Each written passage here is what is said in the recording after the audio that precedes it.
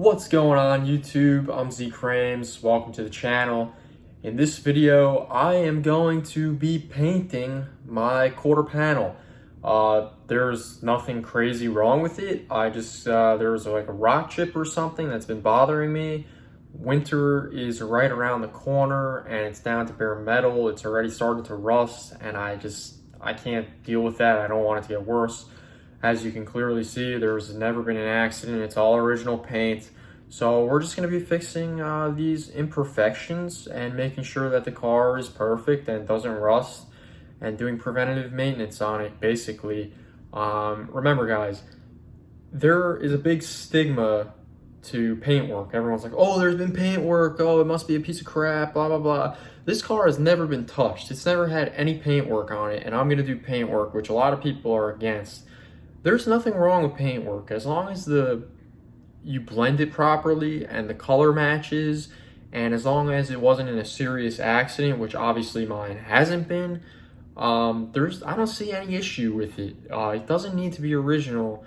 In fact, I almost prefer that it wasn't original as long as I know that it wasn't an accident, because the original paint from the early 2000s was just like, most of the time it's faded anyway, so just put new paint on. As long as nothing serious is wrong with the car and you do a good job, there's nothing wrong with painting, guys. Nothing. So let's get started. So the real scratches on the car start here. I'm not really sure what happened. It looks like something might have fell from someone's garage. It starts here, which this I think I might be able to get out with a wet sand. Goes here. These are obviously a little bit deeper. Then there's a little squiggly line there. And then this is where the real issue is. So here you have that right there. And it trickles a little bit onto the trunk. And here. And then the deep one is a little bit lower, which is right there. Honestly, I suggest painting this quarter at least to this line here, because as you can see right at the line, which thank God that's where the scratches end, you can use that as a break off and then blend into the trunk, which will actually automatically just get rid of that. There's a couple scratches on the trunk. I still need to do my paint correction here, but it's not terrible. And then the other big scratch was here next to the gas tank. This one, it's not great, but it definitely, I think the majority, at least up to here, will come out with a wet sand, and then the rest will have to be filled in for sure. And then the rest of the car, there's nothing really too major. There's just one other big one on the fender, which probably will not come out, which is going to be right by the light here. And again, that will probably have to be filled. But I already polished this side as well as the hood. As you can kind of tell, it's a little dirty, sorry, but I was going to finish the doors and all that later. But I would say if you were to go right from this line here, blend onto the trunk, it would take care of 80% of the scratches on this car, and then the rest would probably come out with wet sand and a buff. So this is going to be our painting area here. We're going to glaze everywhere that you see metal. Those are high spots and low spots. And then this is our blending area here, where you see this part. That's where we're going to blend. And then I'm also going to blend a little bit into here. But for now, focusing on sanding and glazing where there's some minor dents. So I made a small mistake. This Bondo is DTM, which means direct to metal. And I put it on a lot of spots that were not down to metal. So what I'm going to do now, I'm going to start over. I'm going to sand this all down with 80 grit. These are the parts that I need to be metal. I'm going to get that down to metal. The rest of it is not down to metal. I just put Bondo there to protect it for a couple of days while I'm driving it around, because there were some bare metal spots exposed, especially in the corners. A little bit stupid of me, could have just taped it up, but you know what? You live, you learn, and let's get sanding. So we got everything sanded smooth with 120. We have to bring it down one more grit to 220, but we got all the mess that I made off all that Bondo. I took the side trim off as well, and we're gonna scuff it up with this scuff pad just so anything that lands there will stick. I'm also gonna sand down here a little bit more because when we had the trim piece on, couldn't really see it. But other than that, we're very close to putting on the epoxy primer. Made a couple mistakes, especially like in here, we sanded a little too much to bare metal. I'm hoping that it's deep enough when I spray, it'll get in there. If not, I'm gonna have to mask with the trunk off, and that's a pain in the ass, but it is what it is. But see you guys soon. Okay.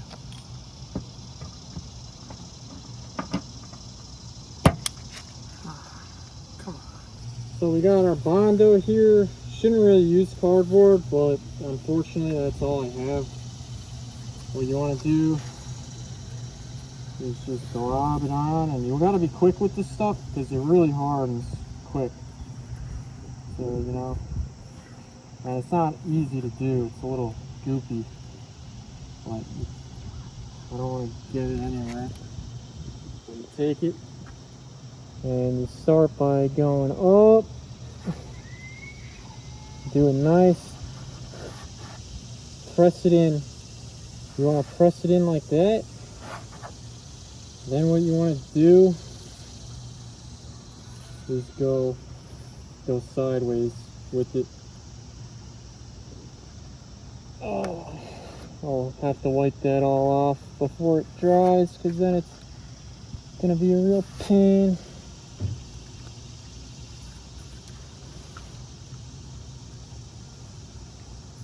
Starting to get nice and thick. So you want to work with it. Really get it in there, you know.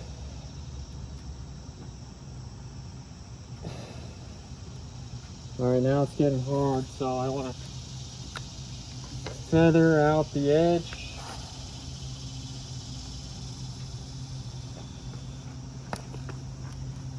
I want to wipe this off. Oh, it's getting hard.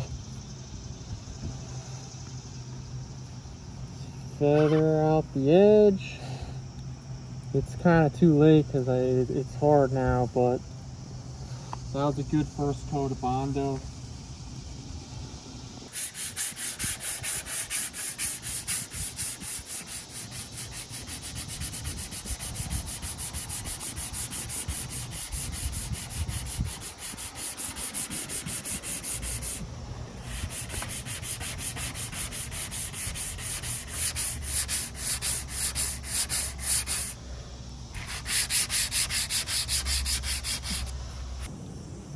So now this is the glaze,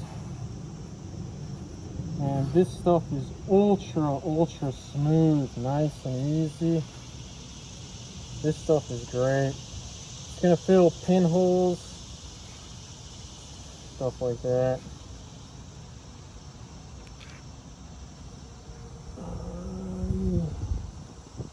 Goes on nice.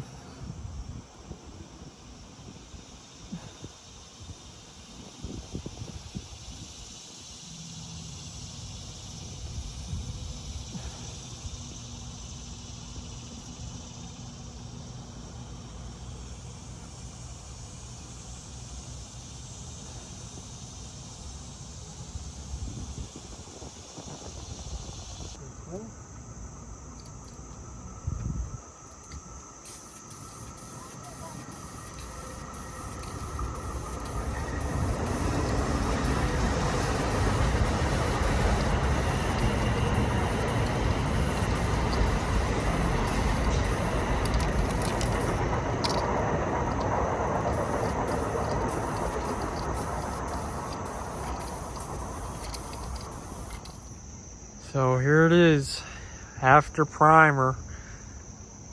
Looks unbelievable. Please disregard some of the body filler on the trunk. I'll get that off with a wet sand, but the rest of the primer came out absolutely fantastic.